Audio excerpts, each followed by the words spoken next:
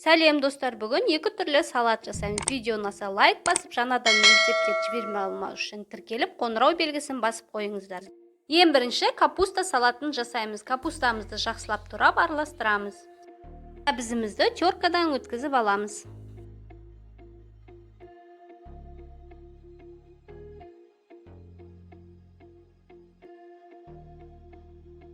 Морковка арналған арнайы приправа қосып, жақсылап араластырып, жарты сағатқа холодильникке қойып қоямыз.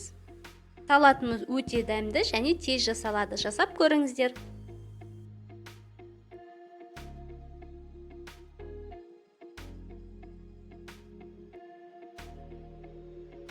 Екінші салатымыз ол оливье салаты. Видео ұнаса лайк басып, жаңадан рецепт жіберіп алмау үшін тіркеліп, қоңырау белгісін басып кетіңіздер.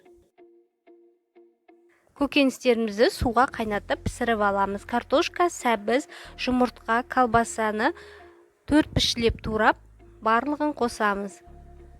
Горох қосамыз. Тұздалған қияр қосамыз.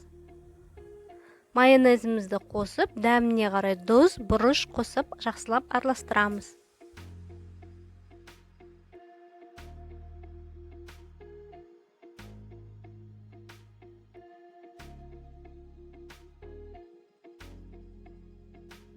Салатымыз өте дәмді болып шығады, жасап көріңіздер.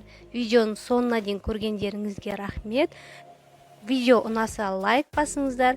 Жаңадан рецепті жіберіп алмау үшін тіркеліп, қоңырау белгісін басып кетіңіздер. Рахмет сіздерге.